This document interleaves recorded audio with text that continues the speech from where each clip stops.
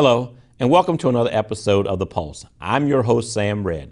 Today we're going to talk about holiday outreach with Mr. Peter O'Neill from Kindertime and Mr. Devin Blackwood from A Mother's Cry. All that today on The Pulse.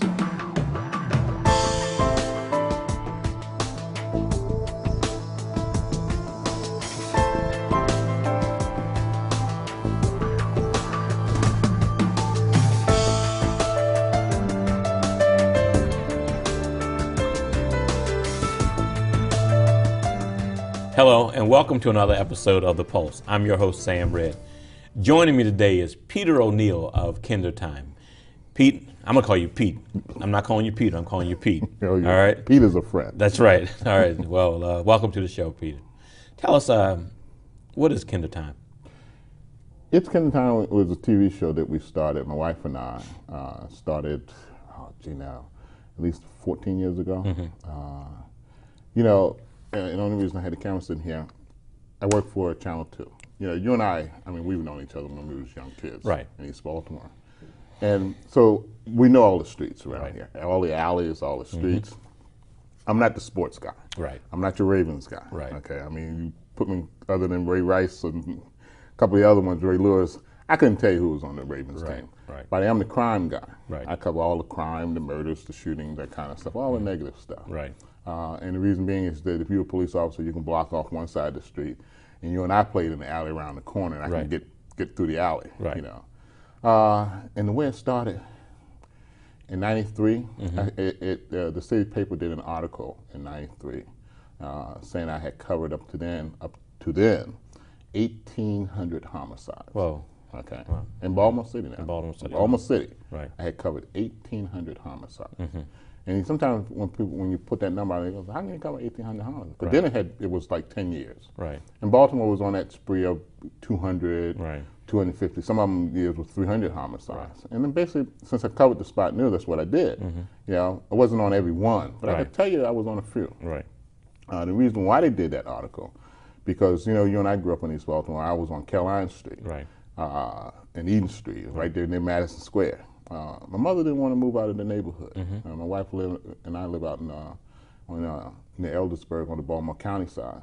And she didn't want to move out there. We're in Randallstown. And she didn't want to move. She was just staunch in that neighborhood, for 50, 60 years. Right. A couple guys decided they wanted to get some money from an old lady, broke into the house, murdered her, killed her, beat her to death. And from that, obviously that was a sad time. And from that, my wife's a teacher in Baltimore City. So her and I talked, and I said I could become a bitter person. Right. Like really mad, angry. Every time you saw me, be bitter. Just a mean, bad person. And I know folks like that. But I said my mother was a really nice person. I liked her a lot, loved her, hung out with her. I kind of consider she was like a single parent. My father kind of cruised through in and out kind of thing, saw him now and then. So, she raised me. I mean, she was mom, dad, brother, so I had no brothers and sisters. So, she kind of was that person. So, short story was that after she was married, my wife and I talked about it and said, I grew up on Romper Room, Bozo, all these We all did shows that you could come up, that you could relate to, and they just made you feel happy. Right. I said, why don't we do a kids show? Okay. And she said, yeah. She said, she's an educator. And I said, yeah, TV experience. Put together a kids show. So we got in touch with a guy called the Kinderman. I know who he is, yeah. And so we named the show It's Kindertime. Okay. We went to the zoo, the aquarium, science center. We took you around. 'Cause a lot of kids in the city, at least at that time, I thought, was all kind of pre-internet. Right. And everybody don't have access. And everybody goes, oh, go to the internet, research. A lot of kids don't have internet. Exactly. First of all, they don't even have a computer. Right. And so I said, let's make it a show that they can see on TV and they can interact, show aired on a Saturday. They can interact with it that Monday with their teachers. And so I went to my station manager at the time. I said, I'd like to do this. And he said, okay, give it a shot. And he said, I'll give you 13 weeks. But the show ran for 6 years. Is that right? It ran for 6 years, and we had a ball doing it. It was a lot of work. Right. But at that time, it wasn't all this computer editing stuff. Right. You had to actually do all your editing in the control room. You needed people, you needed camera people, trucks. So it wasn't a cheap thing. So got a second mortgage, and we went broke, and but it was a lot of fun. A lot of kids saw it, and it gave a lot of positive message. Sure. Because, you know, it's cool for you and I to sit right here, you know, but you take off that suit, put this camera down. I don't want to sound like a negative, but people look at us like we're going to rob somebody. Right. We're going to beat up somebody. Right. And I wanted people to see, especially African American kids, in a positive way. Right. And that's what the show was about. Great. And so, you know, we had a ball doing it. Okay. So tell me, and I'm sure your mother was very proud of how you turned that tragedy into something positive, and a tribute to her. And that was something that she instilled in your heart too, on how to give back to the community and not walk around with your head hung low behind that. So tell me about the toy drive. Yeah, well, from the kids show, and like you said, you know, and somebody watching might find out like, wait a minute, he said that his mother was killed, but Sam just said he knew that the mother was proud. Right. And somebody might not understand that comment. Right. I feel my mother's around me all the time. Always. Yeah. Always. I don't feel like she's left. I feel like she's, you know, stuff she told me when I was a kid, you know, it's still in me. Right. Well, Pete, you know, you don't want to do that. Right. You know, you wouldn't want to respond that way, or you need to act this way, you know. So when you say that, people might say, he's making it sound like she's still here. Right. Well, I feel she still is here. Absolutely. Okay. So, and I have no problem telling anybody that, because I still feel her. Exactly. You know, now if it sounds crazy to folks, well, it is, and I just know my mother's still around. Right. So I do feel as though she's proud of me. Every time when she was alive, when she would hear my name on the air, Cameraman Pete got this fire. Pete O'Neill was here, you know, and she would call, I heard your name. It was a proudness, you know. And so I say to myself, and there's been some Sun Paper articles like that saying, I know, you know, Pete and your mother would be proud. Sure. Yeah, and I feel that. So my mother, when she was killed, she became a cold case. It took like 3 years to solve it. And the police officers who worked the case, the homicide division, you know, was folks that I knew, you know. And you know, obviously if I cover 1,800 homicides, I knew a lot of the guys, you know. And they didn't give me any special treatment or anything like that, you know, because I didn't want that, you know. And it came up during the trial that, well, since he knows this is a homicide, they doing this or doing that. It was never like that, because I knew that when they was working my mother's case, they was putting all that effort behind it. But I also knew that they had new cases, because I was on those new cases. You know, I still film, and people would ask me, how do you do that? How can you have gone through a tragedy, and now you're still out here filming? I don't know. I don't know how I was still able to do it. I was still able to do it to this day. But I said, you know, and after the 3 years, they found enough evidence to convict. They kind of had an idea, but they found enough evidence to convict the guy, go to trial and convict him. I said, you know what would be cool to do? It's not only, you know, do something to pay homage to those guys, say I appreciate what you did, you know, but also do something again for the community, because I'm a community-based person, you know. And so we came up with the toy drive out there. And at that time, it was a family that was burnt out. And I went to my general manager in town and said, I'd like to do something, you know, we got a kid, she'd like to do something for this family who was burnt out in the fire. Maybe we kind of have like raising some toys for them. You know, start up real small. And then the Ronald McDonald House was robbed. A guy walked into the Ronald McDonald House and stole a lot of their game consoles. And that was when it was either Xbox or PlayStation had just came out. And so that year we said, let's do a toy drive. So started out with paying on into the guy who saw my mother's case, trying to do something with the Ronald McDonald House. And I think we did like a couple of thousand toys, you know. So, okay, this is cool. Got my cop buddies involved in it, you know. And the next thing, you know, it just took off. Now, what public safety groups are involved with this now? It's like, you know, you would think I'm an old man if I tried to name all. We have, if I go around, it starts at Cecil County, Harford County, Harford County Sheriff Department, come around to Baltimore County Police Department, Baltimore County Sheriff Department, come in the city, Baltimore City Police Department, big time. Baltimore City Police Department, always been involved since day one. Baltimore City Sheriff Department, day one. I come around to Anne Arundel County Police Department, Annapolis Police Department. Maryland State Police Department. Fire Department? Fire Department, all the fire departments. Come back around on the west side, you got Howard County, Frederick, you have Hagerstown, everybody. So you're giving toys out to all these kids in these different jurisdictions also? Yes, because what happens is that we collect the toys. And we collect the toys with a bunch of different partners now who have joined in. And but if the police officers have parties with families that they know, that they take toys back to those families. Also, we give it to Baltimore County Social Services, Baltimore City Social Services, and the Randall County Social Services, Salvation Army, Ronald McDonald House, Kennedy Krieger. Now, what other groups other than law enforcement are involved? We have Walmart. Okay. You can drop the toys off 15 Walmart stores. Okay. We have this year there's a new group called Celebrate Learning. Mm-hmm. They have like 15 locations. You can drop it off at their locations. Right. We have, a company called, I call them BMO, something like that. They do bread and all the different, they have like 15 locations. Right. Fire department, you can drop it off at any fire department. Firehouse. In Baltimore City, Baltimore County? Well, Baltimore City, I used to team up with Baltimore City. I love Baltimore City. I'll always be a Baltimore City person. Right. You know, but the only problem with, and I know it's going to sound so bad to say this, a lot of folks were clearing out their basements. Okay. You know, because we require new toys. New toys. That's my question. You got to give a new toy. Right. If I'm a kid, I don't want to use toys. Right. But we want new toys for this. We want new toys, and anybody can still give. Okay. Now can they start get? When did it give? We always started the day after Thanksgiving. Okay. So Black Friday is like the first day where you can take all these toys anyway. Okay. All right. And again, I don't want your audience to think it's a negative thing. No, not at all. all. If I say Baltimore City, Baltimore County.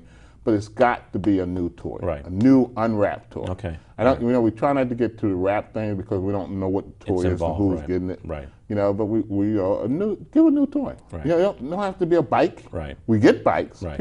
It amazes me that people get some really serious stuff. Is that right? But if you can only give a box of crayon with a coloring book, sure, you'll be surprised how a kid would just love to get that. So tell me, isn't there something where you all deliver the toys with a caravan of police cars? We started out with maybe like 5 or 6 police cars. Now I think last year we had like 65. Whoa. Okay. Okay. And we load all the cars up with toys. Right. At Channel 2. We go live. You started Channel 2? Started Channel 2. Okay. 65 police cars from everybody. Okay. And we load the toys up, and we're in this big, gigantic caravan of flashing lights and noise making, and I mean, it's crazy. Right. We ride around town, ride through town. Okay. All these locations giving the toys out. Is that right? You know, so we ride to the Ronald McDonald House. We go to Kennedy Krieger first, because a lot of the kids are on a strict like sleep time thing. Right. So we get the Kennedy Krieger and Ronald McDonald House first.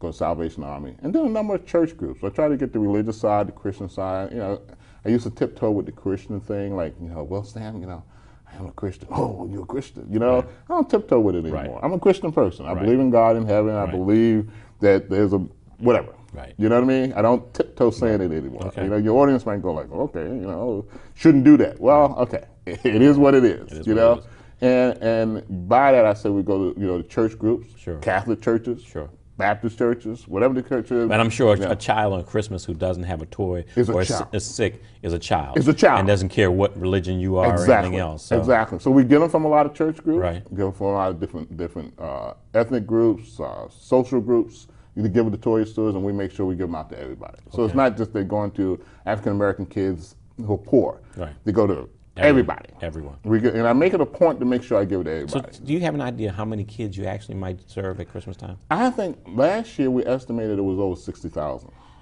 That's a lot of toys. That's a lot of toys and a lot of kids. You know, and I feel really cool about that you because should feel. I mean, you know, it sounds like a self-serving thing. No, it's not. But man, I can't tell you because each and every time I know my mother's smiling. I feel as though she loved kids. I got 2 sons. She loved them to death.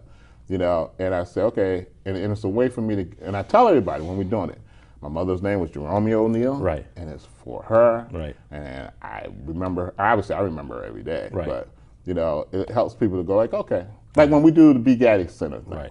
You know, people will always remember B. Gaddy. Now, she's not here, but we'll remember B. Gaddy. Sure. And this is just a little thing to say, hey, this is something my mother did for me. Sure. And I'm trying to do for them. So tell me why you got your camera with you. Is that kids don't see that, especially how you and I look. It's nothing we can change about it. Right. That they can do other things. Absolutely. You know, so when I take this camera out, and the reason why I want to show it today, I never thought I could be a cameraman. I always could paint and draw. So I started out painting murals and stuff because I had programs of painting murals because I was trying to clean up the vacant lots and stuff. And then people would ask you like, "You have any pictures of your paintings or your murals?" And then I started doing the still photography. I remember you did the artwork in high school. Right, and it turned into this, you know. And this has taken me, because, you know, growing up in East Baltimore, especially me and my mother didn't have a car, you sit on the steps. You sit on the steps, and all you did on the steps was watch a car go by, watch another car go by. This camera, and she always told me you could do anything you wanted to do, you know, just treat people right. Yes, sir. No, sir. Even though as much as you and I joke around, there's always respect for who you are right. and what you do. You know, hey, Mr. Red, hey, Mr. Sam. You know, I mean, it would go back. Right. And then this camera has taken me all over the world. Met the Pope in Rome. I've been to Rome, been to Rome. I've been down to Central America. You know, interviewing the Contras and stuff. Right. You know, down there, people pointing guns at you. You know, from Eden Street, I've been all over the world with this camera. Now, you don't talk about it, but I know this is true, and I'm gonna brag a little about you. But you're gonna help me. Tell me about the Grammys. Oh, you mean the Emmys? Emmys, I'm sorry, Emmys. Emmys. I wish I did have a Grammy for the music. Right. Well, Oscar then too. I know. That's my next go because Right. I work with Barry Levinson on Homicide, Okay. right? You know, so maybe I will come back to you one day and say, "Hey, look at the Oscar," Right. You know, because I want to be a director. But the Emmys thing has started out where, I mean, I love him to death. There's a guy named Mark Vanarelli. Mark is I think, one of the best reporters in town. Very familiar with him. And Mark and I would be on a shooting call, and this is how he taught me. And one day it was a mass shooting on Greenmount Avenue, and Mark said, "You know what? I don't want to do a story on a shooting." And I said, "Really?" He said, "No, I don't want to do the story on the shooting." I said, "Mark, that's the story." He said, "But look over there," and it was like on 22nd Street. It was a lady who had bars on her window, and she was like maybe 65 at that time. This 20 years ago. And he said, "I want to do the story on that lady right there." And I said, "What you mean?" "I want to do the story on that lady about the shooting, but how she has to live in fear. Right. And at 6 o'clock, she feels like she's a prisoner." Right. You know? And I said, okay. And then we won an Emmy for that story. And then we did another story where it was a lady serving dinner at one of the projects, serving dinner out of a window. You know? And I said, Mark is doing these stories that's really related to the community about Right. people. Right. You know, people get shot, people get killed, but it's people stories. Right. You know? So I did a story on Buford Jimerson about the kids over there, a bunch of African American young men Right. in the 8th grade Sure. who completed their high school equivalency math thing. You know, you don't see that story. You think all these young black men Right. killed and murdering each other. You know, so I say for the Emmys because the thing is, I want them, a couple of them for the kids show, and I want a couple of them for news and that kind of thing. But there was stories that showed, again, folks or people that look like you and I, Okay. not doing the wrong stuff. Yeah. There's so many people doing good stuff. Well, you know, and to me, this story is about public safety, and that this television show is about public safety, and all this to me is public safety. It's not just reporting the bad things that happen; it's also reporting the things that prevent the bad things from happening. And I think that the toy drive and seeing a police officer and law enforcement and public safety people get together with you and other businesses to help make a Christmas for kids who wouldn't otherwise, it will leave an imprint upon these kids' minds for a long time. And it may even stop one of these kids from getting involved in something negative. Yes. Pete, again, tell us where we can call. Is there a phone number we can call and get toys? Not really. Is there a website or something? Not really. Go to, okay, I'd right. be killed if I did it. Go to Channel 2's website, Okay. WMARTV.com. Okay. And then they have a list of all the places you can drop toys off. All right. But the 22nd, what time? 22nd, we'll be leaving Channel 2 at 6:30. All right. And if you're on Greenmount Avenue or North Avenue or 6:30 a.m.? 6 p.m. p.m. Okay. And you'll see the cops. And So I may come if you let me ride in one of the police cars and turn the siren I'll on. get you in a police car. I don't know if we'll let you out. I'll bring some toys too. All right. You bring some toys, you're welcome to come in. All right, Pete. As always, thank you for coming on the show. Oh, thank you, Sam. And I want people to out there to be able to hear about this and just to be able to, if you want to give a toy, you know, if they want to give a toy, please give a toy, but make sure it's a new toy, and this is just going to be something that will last for a long time. I hope, and I know it will. And I know your mother is just excited, bubbling all over. And like you said, she's with you. She'll be riding one of those police cars with you also. Always. All right. Well, just hold on, and then keep your crutch with you. You do a great job with your crutch. I appreciate it. And it's just great how you turn all this negative into something very positive. And I appreciate it. You've been a good friend for all these years. And will continue to be. All right. Don't go away. When we come back, we'll talk about more about holiday giving and outreach.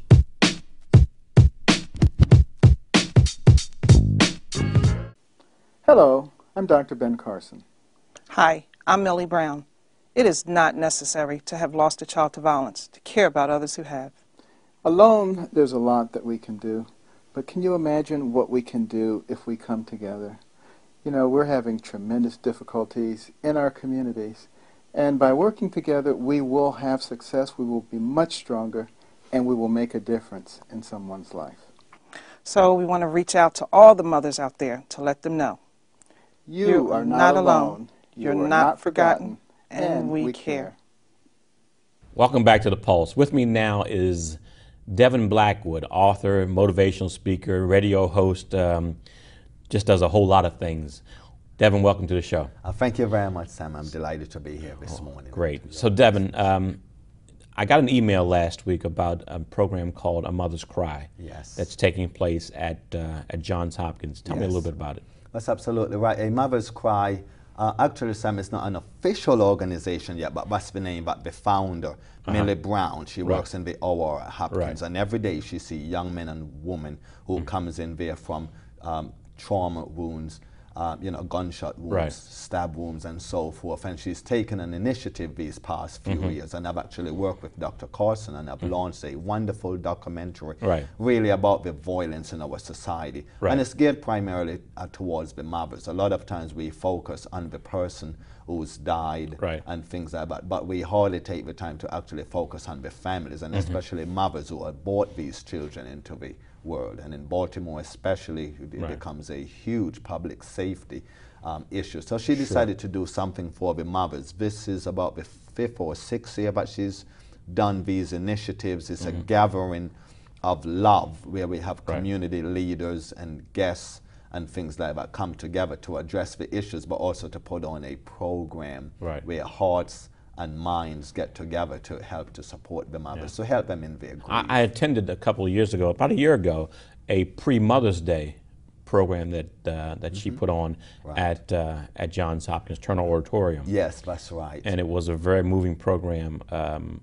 One of our guests that was here recently, Annette March Greer from Roberta's House, was the keynote speaker at that event. Yes.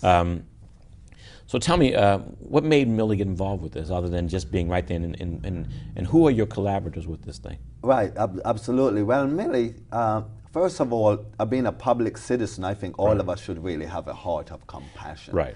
And that we shouldn't wait until something directly happens to us or to someone in our family to really be moved by the episodes of grief and trauma and loss and so forth. So we all really, as public citizens, should extend compassion. And that's really what moved Millie Brown to actually launch this initiative, A Mother's Cry, which next year the official launching of this organization will take place and so forth. But she works in the OR. She knows what it's like to put her arms around mothers and around fathers and see grieving relatives rolling on the floor and crying and things like that. She knows what it's like, and she wanted not just to talk about the issue, but to actually bring some sense of consolation and a sense of understanding and empathy towards this mother. And that's really why she started doing it. Okay, so why this event? Well, this event, we've had a whole lot of losses.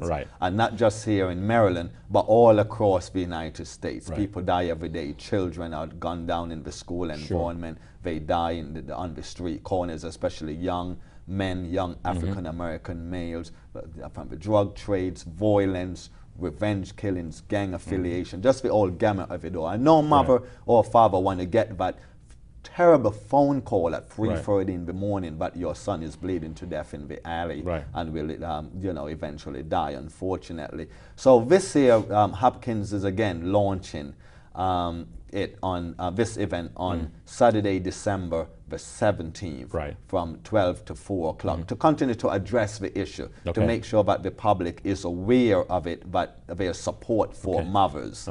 So who can come to this event? Well, anyone can, everybody, we're asking for all the citizens to come, from young men and women, children, church groups, clergy, police officers, teachers, social workers, just anyone can come, but especially mothers, if you are a mother out there, and it could be years ago or yesterday or whatever, and you have lost a child due to violence, this event is for you. And also for fathers and cousins and nieces and nephews. Is there a cost for this No, event? there's no cost at all. It's absolutely free. It will be held in Turner Auditorium, and it begins at 12 o'clock. It ends at 4. We're going to have the program first. The program, Sam, starts from 12 to 2:30. We'll have speakers. Who's your speaker? Right, our keynote speaker is actually Vicki Johnson. Okay, from She's BET. Yes, from BET. Right, okay. Yes, very, very nice lady. Right. She will be our keynote speaker. Okay. But we've also extended invitation to the likes of Elijah Cummings, who's also had a loss, Sure. you know, His nephew recently, weeks yes. ago, right? Yeah. And also the mayor's office. Sure. We have representative from certain components of the FBI, which will always be coming. We have extended invitation to some of the choirs and so forth to come to sing Sure. and to perform. We have Sure. an excellent saxophonist out of Washington, D.C. who will also come. Okay. We have some young people, Sam, who's also will be coming to do some positive rap. Well, wonderful. And a positive rap really about the anti-violent things, you know. Now, I understand that you're giving away turkeys and hams? Yes, that's right. Miss Millie is really, really working hard, Okay. and God bless her heart to get turkeys and ham. We need turkeys and ham So- because it's the okay. holiday season, Right. and many of the mothers and so forth, perhaps they can't really afford, Right. you know, the extra, you know, turkey or ham. It does get costly. All right, so if you're not charging for this event, how are you getting funds and donations to Yes. buy turkeys and hams? Right, because there's a lot of people that Millie know, Mm-hmm. and you know, she's a tremendous connection and Right. so forth. And we've been asking people out of the kindness of their heart if they want to donate. Okay. Hopkins is providing. Ask the people right now. Go ahead and take this opportunity. Ask the people. Yes, well, that's super. Okay, so ladies and gentlemen, you know, if you're listening to this program, we, You tell me what you want. that's right. Yeah, that's right. Yeah, we need turkeys. Okay. Right, we definitely need turkeys. We need ham. Okay. And also monies. If you want, there's no fee for the Right. event. It's totally free. But perhaps Any kind of you donations. want to donate, Right. because this organization will be officially launched next year, a Mother's Cry organization, Okay. and you'll be hearing much more about it. But we need funds, but particularly turkeys And hams. hams and things like that we need. Give me the website. Right. Well, you can get, you know, put the information through me. The Right. website is www.devonblackwood.net. devonblackwood.net. So you can, you know, like get in touch with me through the website. I'm working very closely along with Millie Brown. There's also another wonderful lady, Sheila West, who's actually a co-host on my show, Lift Your Voice with Devon Blackwood. Give me a phone And number. who's also, right. My number is 443-570-5402. Okay. That's 443-570-5402. And Millie Brown's number, try to call me first, but in case you don't get me, you can call Millie at 443-760-8453. Now you're the host of a radio show. Yes, that's right. Lift Okay. Your Voice with Okay. Devon Blackwood every Thursday at 3:30 to 4:30 on WOLB 1010 AM, and absolutely. And what are your super topics? show.